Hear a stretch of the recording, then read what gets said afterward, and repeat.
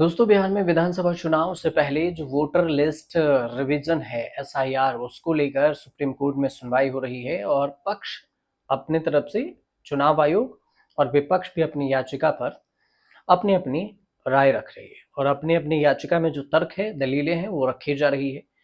लेकिन एसआईआर को लेकर जो सुप्रीम कोर्ट में याचिकाएं दाखिल की गई है उन याचिकाओं पर सुप्रीम कोर्ट में बहस हुआ और बहस कई निर्णायक मोड़ पर पहुंच गया है।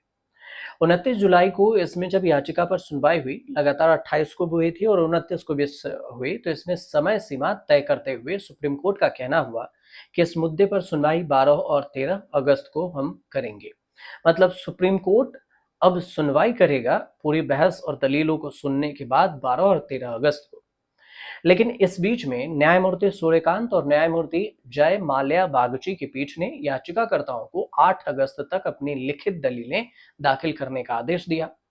साथ ही चुनाव आयोग को आप एक तरह से कह सकते हैं कि विपक्ष के साथ समर्थन मिला और चुनाव आयोग पर सुप्रीम कोर्ट ने टिप्पणी की। सुप्रीम कोर्ट ने कहा कि जिन चीज का दलील आप दे रहे हैं, मतलब हमने आपको ये सुझाव दिया था कि आधार कार्ड, वोटर आईडी और राशन कार्ड को आप एसआईआर में जोड़ दीजिए, लेकिन आपने ऐसा करने की बात नहीं की और चुनाव आयोग ने दलील दिया कि इसमें फर्जीवाड़ा है। सुप्रीम कोर्ट का कहना यह हुआ कि फर्जीवाड़ा तो हर डॉक्यूमेंट्स में हो सकता है।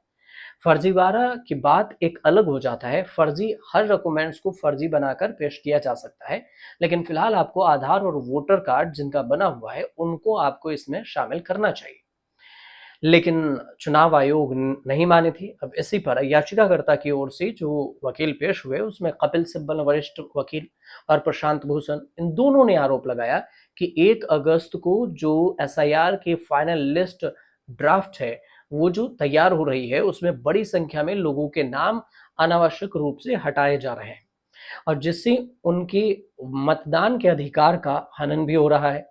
तो सुप्रीम कोर्ट ने इसके जवाब में ये कहा कि अगर ऐसा हो रहा है तो याचिकाकर्ता सबूत पेश करें, मतलब कि कितने वोटर्स का नाम कटा है। यानी जो एसआईआर जो पेश कर रही है, फाइनल लिस्ट जो पेश किया जा रहा है चुनाव आयोग की तरफ से अगस्त में, उसमें कहा गया कि इसमें आप लिस्ट पेश कीजिए।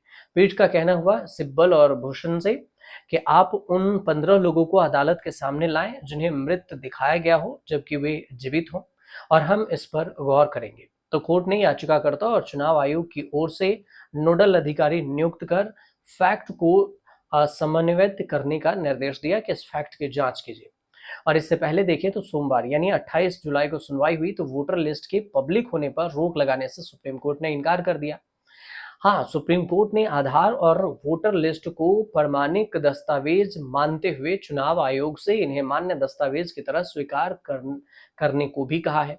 कोर्ट ने स्पष्ट कहा कि राशन कार्ड की तुलना में आधार और वोटर आईडी कार्ड अधिक विश्वसनीय है, तो आप इसको उसमें जोड़िए। इसके बीच में 29 जुलाई को कोर्ट ने यह भी आश्वासन दिया है कि अगर बहुत बड़ी संख्या में विरोध हुआ और इसमें वोटर्स का नाम कटा तो फिर हम इस पूरे मामले में हस्तक्षेप करेंगे। मतलब चुनाव आयोग का जो ये पूरा एसआईआर है उसमें एक्शन लिया जाएगा सुप्रीम कोर्ट की तरफ से। ये बात सुप्रीम कोर्ट ने सीधे तौर से कहा है कि हस्तक्षेप करेंगे। तो अब जब 12 अगस्त से सुनवाई होगी तो पता चलेगा कि आखिर सुप्रीम कोर्ट ने इसमें क्या कुछ हस्तक्षेप किया है। फिलहाल ये पूरी जानकारी थी एसआईआर को लेकर, वोटर लिस्ट को लेकर, चुनाव आयोग को लेकर और याचिकाकर्ता ने जो दलीलें पेश की है उसको लेकर। कुछ अपडेट आएगा तो हम आपको जरूर बताएंगे। फिलहाल अगर आपको जानकारी सही लगे तो हमारे चैनल से जुड़िए, सब्सक्राइब जरूर कर लीजिएगा।